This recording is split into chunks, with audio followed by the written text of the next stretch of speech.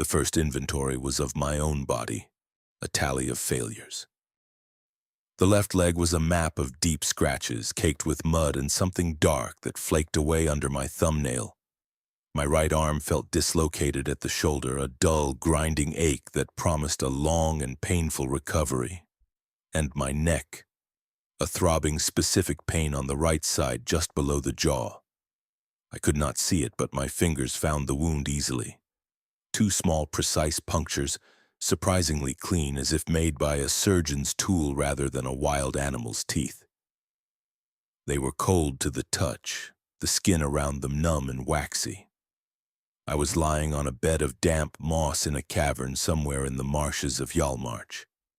The last thing I remembered was leaving the logging camp near Morthal, taking a shortcut through the swamp as dusk settled. I was researching the architectural stability of sunken structures for a monograph, a dry but consuming passion. I recalled a shape moving in the fog, swift and silent, not a wolf, not a bear, something else. Then a pressure, a brief and almost intimate violence, and the cold floor of the cave coming up to meet me. The air in the cavern was heavy with the smell of wet stone and decay. A sliver of pale light from a fissure high above told me it was day. Pushing myself up was an ordeal. My muscles screamed in protest, not with the familiar burn of exertion, but with a strange, deep-seated weakness, a cellular exhaustion. Every movement felt like dragging a corpse. My own. I had to get back to Morthal. The thought was a lifeline. I am Valerius Petrius, a scholar of the Imperial City. I am documenting pre-Nordic ruins in the province of Skyrim. This is a setback, an unfortunate encounter with local fauna. I repeated these facts to myself as I staggered out of the cave and into the thin, watery sunlight of the marsh. The light was the second shock. It was not the gentle, filtered light of a cloudy Skyrim day. It was a physical assault, 1,000 hot needles, piercing my eyes, my skin. I recoiled with a gasp, shielding my face with my good arm, my skin prickling with an unbearable heat. This was not normal. I had been in the sun my whole life. I had walked the deserts of Hammerfell and the bright shores of the Somerset Isles for my research on Aldmeri colonnades, a subject I once found fascinating. Now the mild northern sun felt like the heart of a forge. I had to squint to keep to the shadows of the twisted skeletal trees that dotted the landscape. The journey back to Morthal, a trip that should have taken less than an hour, became an eternity measured in patches of shade. My body felt wrong. The cold of the swamp water seeping into my boots was no longer an external sensation. It felt like it was coming from inside me, a deep internal winter that no warmth could touch. My heart beat with a slow, sluggish rhythm, a tired drum counting out the last beats of a forgotten song. I felt a profound thirst, a dryness in my throat that was coarse and demanding. When I finally saw the rickety wooden buildings of Morthal rising from the mist, the relief was so overwhelming it almost brought me to my knees. I must have been a sight, covered in mud and blood, stumbling like a drunk, flinching from the daylight. I made it to the moorside inn, fumbling for the few septims in my pouch. The innkeeper, a weary-looking Nordwoman, gave me a room without much question. The folk in this part of Skyrim have seen worse. The next 3 days were a descent. I barred the door and shuttered the single window, plunging the room into a near-total darkness that felt like a balm on my skin. The sickness took hold completely. It started as a fever, a raging heat that paradoxically made me feel colder than ever. I sweated through my clothes, shivering uncontrollably under the thin wool blanket. My thoughts became a chaotic soup of memories and fears. I saw the shape from the swamp again and again in my fever dreams, tall, slender, moving with an impossible grace. I saw its eyes glowing faintly in the gloom. I felt the sharp sting in my neck, but in the dream it was not painful. It was a release, a surrender. The thirst became a torment. I drank pitcher after pitcher of water from the basin in the room, but it did nothing to quench the fire in my throat. It was like pouring water on sand. The hunger was worse. The smell of roasting meat from the tavern below, a smell that would normally have been welcoming, turned my stomach. The very idea of food was repulsive. My body was rejecting the world I knew. I tried to apply my scholarly mind to the problem. I cataloged the symptoms: pallor of the skin, extreme sensitivity to light or photophobia, aversion to normal sustenance, an unnaturally slow pulse, a wound that would not heal properly but also would not fester. It remained two clean, dark marks against my paling flesh. The diagnosis was inescapable, even for a rational man of the Empire. I had read of this in forbidden texts, in old wives' tales, in the cautionary pamphlets distributed by the Vigilance of Stendar. Porphyric hemophilia. The locals had a simpler, more direct name for it: sanguinare vampiris. I fought it. I was a man of logic and learning. This was a disease, a biological process. It could be understood, it could be cured. I remembered hearing talk in Morthal of a man named Phalion, a Redguard wizard who had made a study of vampirism. He supposedly knew of a ritual, a way to reverse the process if caught early enough. Hope, a small flickering candle in the howling darkness of my new condition. But my body was too weak to move. I could not even stand. To get to Phalion, I would have to cross the town. In the daylight, the thought was paralyzing. So I lay in the dark, listening to the slow, heavy beat of my own heart, feeling the transformation take its course. My senses started to change. I could hear the conversations from the common room below as if the speakers were standing next to me. I heard the scuttling of a skeever under the floorboards. I heard the soft flutter of a moth's wings against the closed shutters. The world outside my dark little room was becoming a cacophony of tiny, insignificant sounds, each one amplified to an unbearable degree. My vision, when I dared to open my eyes in the gloom, was sharpening. The darkness was no longer a uniform blanket. It was a landscape of subtle shades and textures. I could see the grain of the wood in the ceiling beams. I could see the individual threads in the blanket covering me. My body was being unmade and remade, forged into something new by an unseen, uncaring smith. The fever broke on the evening of the third day. The shivering stopped. The sweat dried on my skin. The weakness remained, but it was different now. It was not the enervating fatigue of sickness. It was a coiled, waiting stillness, an emptiness. The sun had set. I knew this without looking. I could feel it. The oppressive weight of the daylight was gone, lifted from the world. And in its place, a new sensation bloomed in the pit of my stomach. It was not the revulsion of the past 3 days. It was a sharp, piercing, and exquisitely specific hunger. A need that vibrated through every fiber of my being. My gums ached, a dull, insistent pressure. I ran my tongue over my teeth. The canines felt longer, sharper. I stumbled out of bed, my legs steady for the first time in days. I made my way to the small, polished silver platter on the dresser, the one that had held a stale bread roll I had been unable to touch.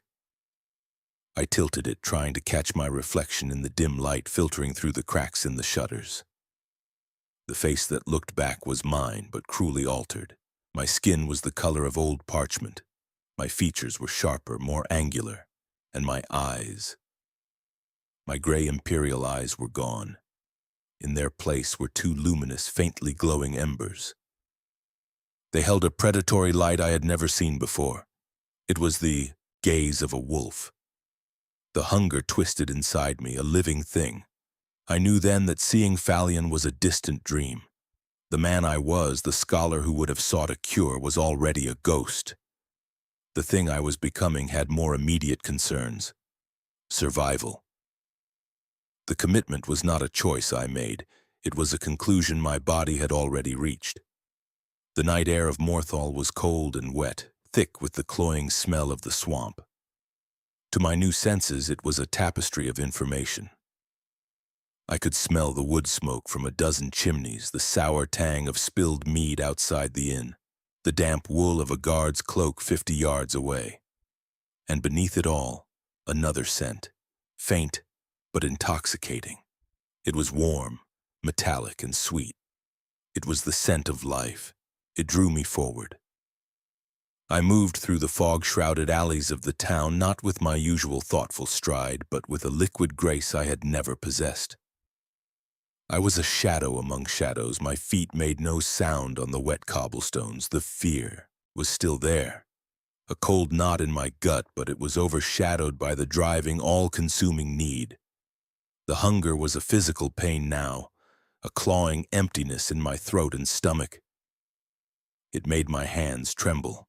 I saw the source of the scent. A lone figure, a young Nord woman walking with a slight limp, Hroki. I knew her name from the inn. She worked at the lumber mill and was heading home. Her heartbeat was a steady, rhythmic drum in the quiet night. Thump, thump, thump, thump. The sound was deafening. It called to every dark corner of my new soul. The part of me that was Valerius the Scholar screamed in horror. This was a person, a young woman going about her life. To attack her was monstrous, an unforgivable line to cross. But the other part, the new part, the thing that was growing in the ruins of the man, saw only a solution, a satisfaction, a release from the torment of the thirst. It saw prey. The battle in my mind was brief and violent. The scholar reasoned, pleaded, recoiled. The predator waited, coiled, and when the moment was right, it struck. I do not remember making the decision to move. One moment I was in the shadows of the alchemy shop. The next I was behind her, my hand over her mouth. She gave a muffled cry, her body stiffening in shock. I could feel the frantic pulse in her neck against my fingers. I whispered something. I do not know what. An apology? A reassurance? It did not matter. The hunger was in control. My head swam with the proximity of her warmth, the overwhelming scent of her blood. The change in my teeth was no longer a sensation, but a reality. I felt them extend, sharp and needle-like. I did not want to kill her. The thought was a small point of light in the red haze of my need. Just enough, just to stop the pain. I bit down. The sensation was indescribable. A wave of warmth spread through me, a blissful electric shock that erased the cold, the weakness, the pain. It was life. Her life flowing into me. I drank for only a few. I drank seconds, but it felt like an eternity. I felt her strength leaving her, her body going limp in my arms. With a supreme effort of will, I pulled away, gasped. My throat no longer burned. The hunger was gone, replaced by a feeling of vibrant, terrifying power. Hroki slumped against me, dazed but conscious. I lowered her gently to the ground, her eyes wide with confusion and a dawning fear. I fled. I did not look back. I ran out of the town into the swamp, moving with a speed I could not have imagined possible. I was no longer stumbling. I was flowing, a predator returning to its lair. Back in the darkness of my room, the world settled. The frantic edge of the hunger was gone. In its place was a state of heightened awareness, a clarity so profound it was almost disorienting. The vitality I had taken from Hroki coursed through me. My shoulder no longer ached. The scratches on my leg were faint white lines already healing.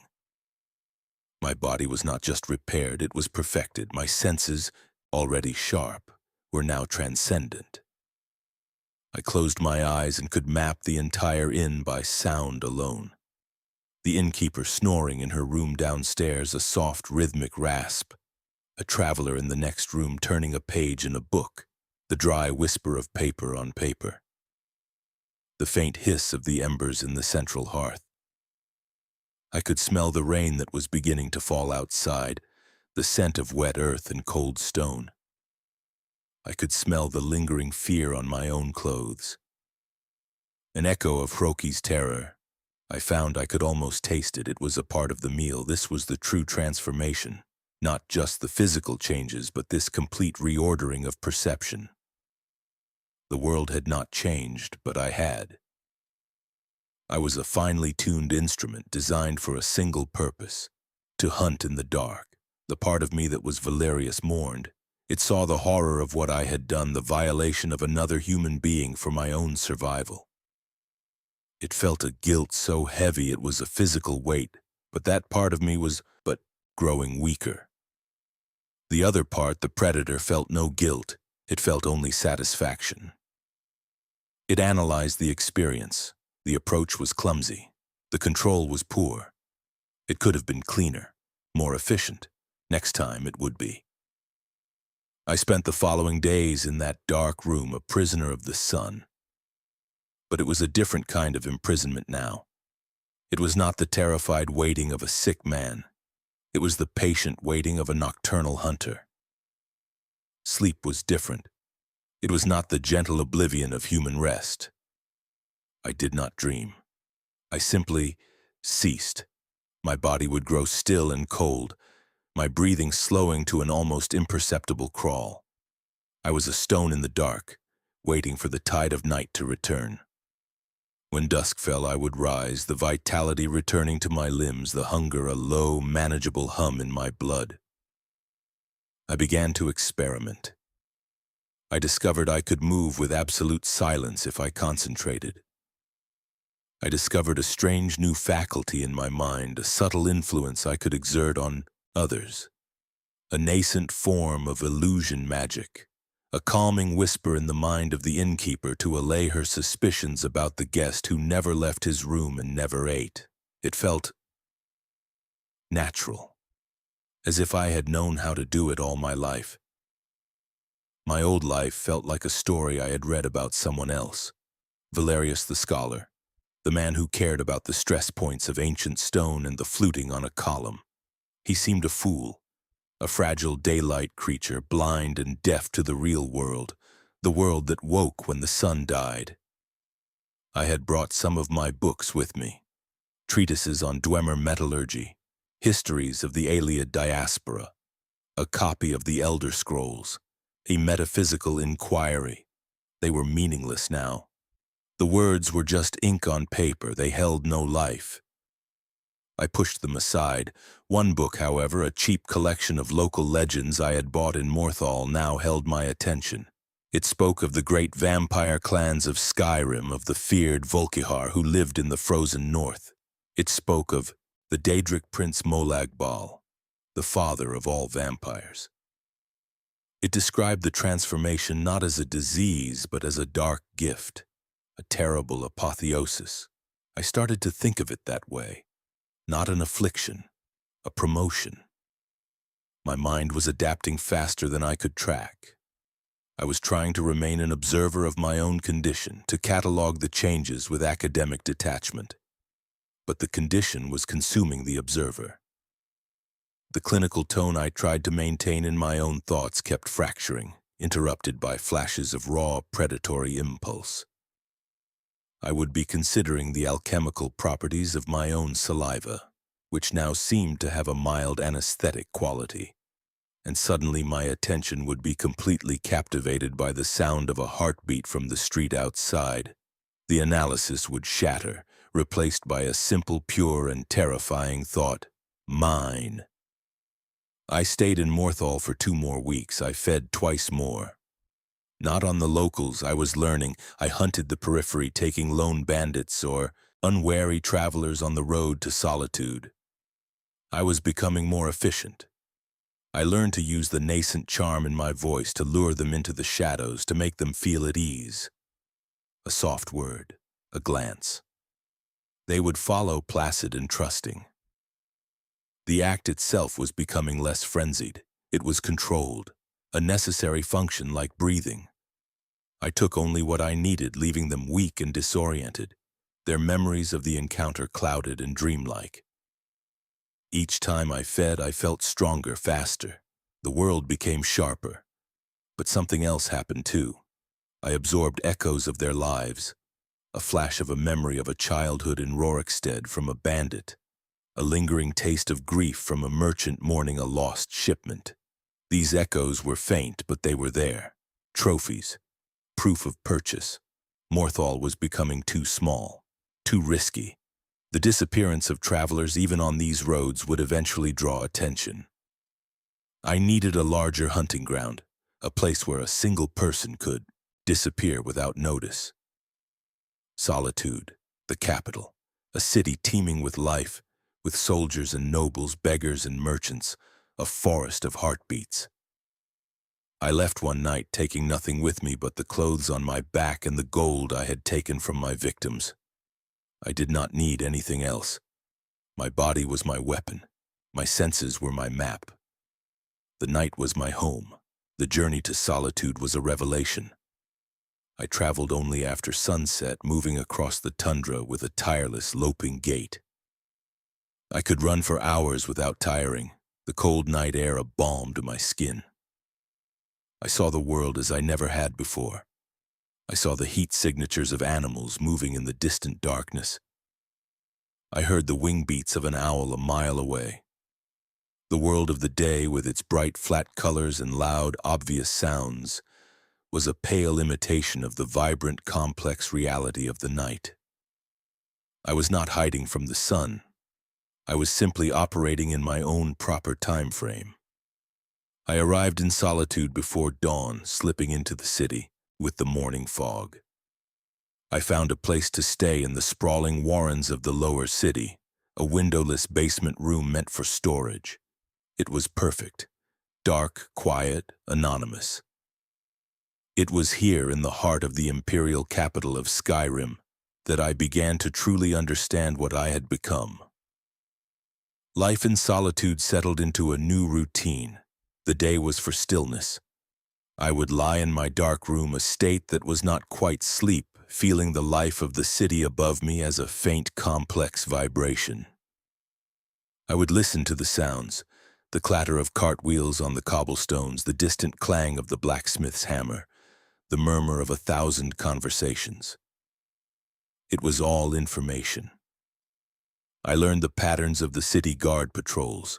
I learned which taverns were frequented by off-duty soldiers and which were the haunts of gossiping merchants.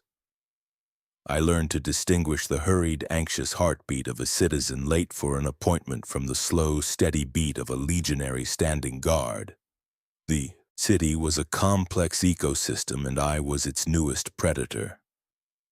At night I would emerge. I was no longer the mud-caked survivor who had stumbled out of the swamp. I was a different man. I had acquired finer clothes befitting a respectable imperial citizen. I walked with a confident, measured pace. I learned to mask the pallor of my skin with a touch of alchemy, to dim the unnatural light in my eyes with an effort of will. I could pass for human. For a time, the hunger was a constant companion, a low fire in my belly, but now I was its master. I did not let it drive me to frenzy. I chose my prey with care. A drunken sailor stumbling out of the winking skeever, a lone acolyte taking a late-night walk from the Temple of the Divines. I used the charm, the whisper of illusion that was now a second voice. You look tired, friend. Come, rest in the shadows for a moment. They always did. The act was swift, clean. A moment of pressure, a brief, dizzying rush, and it was done. I would leave them leaning against a wall, dazed with a gap in their memory and a sudden feeling of anemia. No witnesses, no bodies. Just a growing number of people in solitude who felt unaccountably weak and tired. I remembered my old life sometimes. I remembered sitting in the libraries of the arcane university, the scent of old paper and dust, the quiet scratch of a quill. I remembered the warmth of a shared meal with my colleagues, the taste of spiced wine, the vigorous intellectual debate. It was a good memory, warm and pleasant, a life of the mind. That is how I remembered it at first, but the memory began to change. I recalled that same meal again weeks later, and this time I did not remember the debate. I remembered the way the candlelight caught the flush on my friend Quintus's cheek. I remembered the faint rhythmic pulse I could see in his neck as he laughed. I remembered thinking how fragile he looked, how soft his skin was. The memory was no longer pleasant. It was analytical. He was a good man. No, he was a useful man. The thought came unbidden, and I did not question it. The past was being rewritten to fit the present. My old life was not a loss. It was a prelude. One night, as I was watching the docks from the high walls of the city, a figure detached itself from the shadows below. It moved with a familiar grace, the same impossible swiftness I remembered from the swamp. It flowed up the side of the stone wall as if gravity were a minor inconvenience. A woman, an Altmer, tall and imperious with pale gold hair that seemed to capture the faint starlight. Her eyes, when she turned to me, were the color of molten gold, and they held an intelligence that was both ancient and terrifyingly sharp. She stopped a few feet from me, her expression unreadable. She was the one, the shape from the fog, my maker. "You are clumsy," she said. Her voice was like chimes of glass, melodic but cold. There was no accusation in it. It was a simple statement of fact. "But you learn. That is why I chose you. The mind of a scholar, the body of a predator, a rare combination." I stood my ground, my hand resting on the pommel of a dagger I now carried. A useless gesture, and we both knew it. The fear I had felt in the swamp was gone, replaced by a tense, wary curiosity. "Who are you?" I managed to get out. My voice sounded rough to my own ears. "I am Selena," she answered, a faint, cruel smile touching her lips. "And I am your beginning and your end. I have been watching you, your first clumsy kill in that wretched little town. Your increasingly efficient hunts here. You are strong. You survived the change without guidance. Most do not." She took a step closer. The scent coming from her was not the scent of a living thing. It was something else. The smell of old stone, of dust from forgotten tombs, and of blood, so much blood. An aroma that was part of her very being. "The hunger," she went on, her golden eyes fixed on mine. "You think it is a curse, a weakness to be managed. You are wrong. It is a tool, a lens. The more you starve, the stronger your other gifts become. The charm in your voice becomes a command. You can make shadows your cloak. You can turn a man's own fears against him. But you are inefficient. You drink from the dregs, the blood of sailors and beggars. It is sustenance, yes, but it is not power." She was teaching me. This was a lecture delivered on the cold battlements of solitude under a sky full of stars. The absurdity of it almost made me laugh.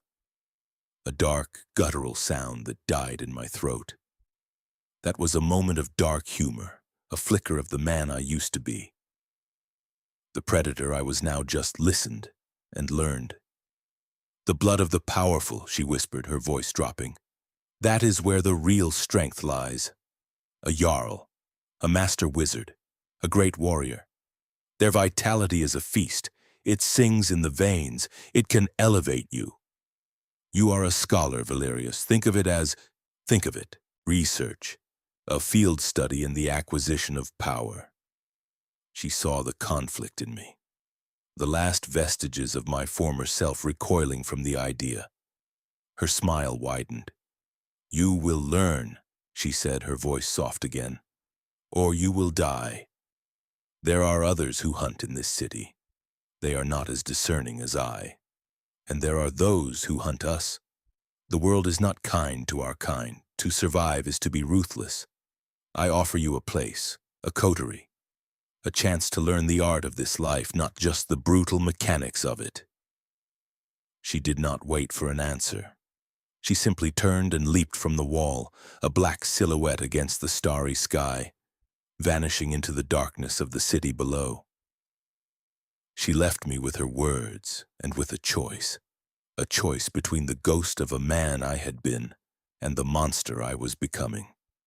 Was there really a choice? My body had already made it for me 3 weeks ago in a fetid swamp.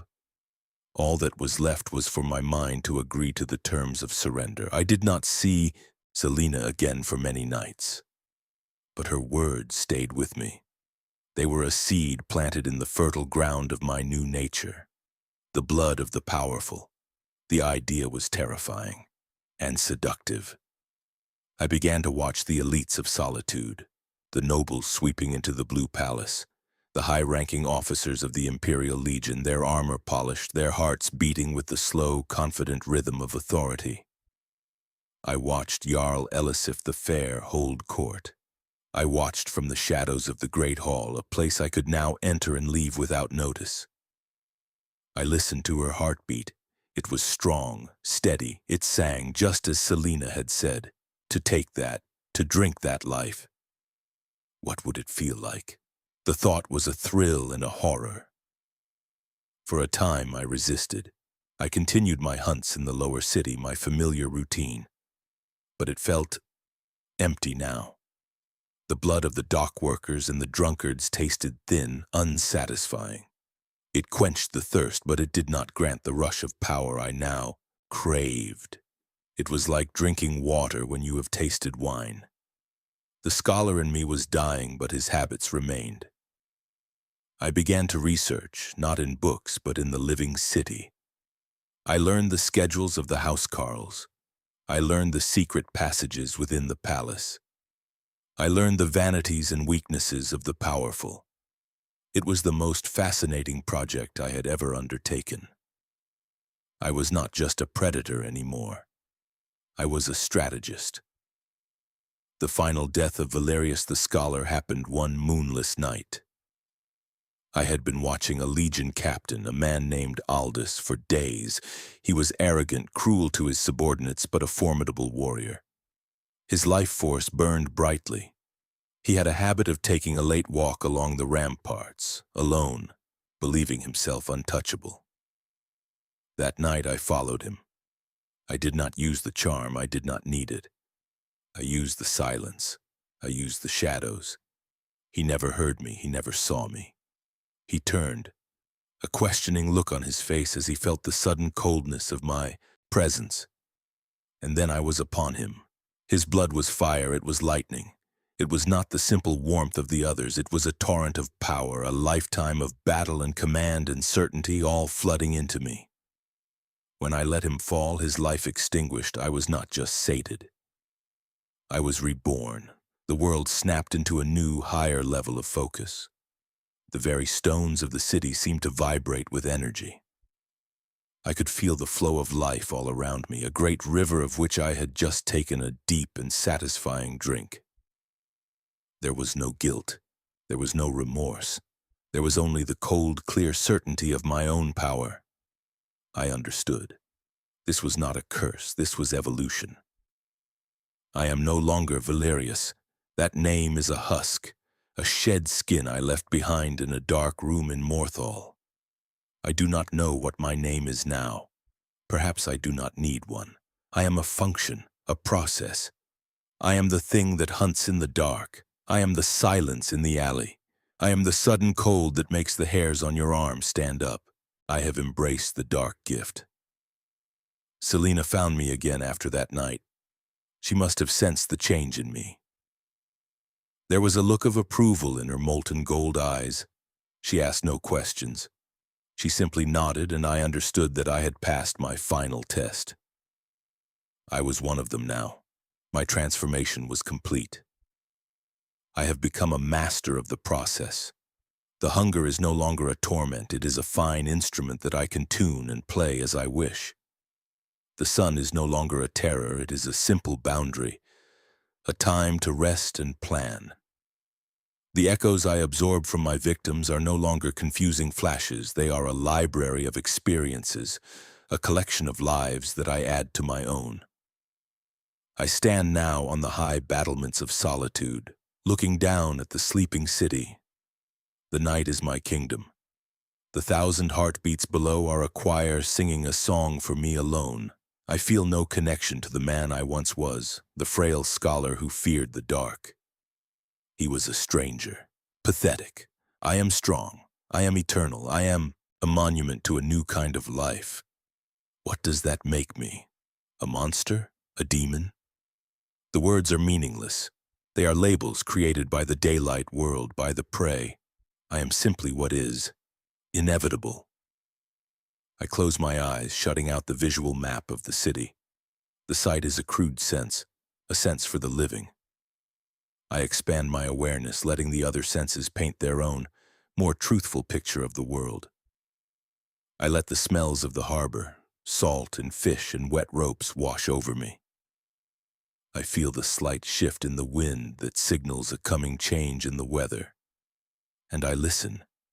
I push my hearing past the sounds of the city, past the snoring and the crying and the quiet murmur of late-night conversations.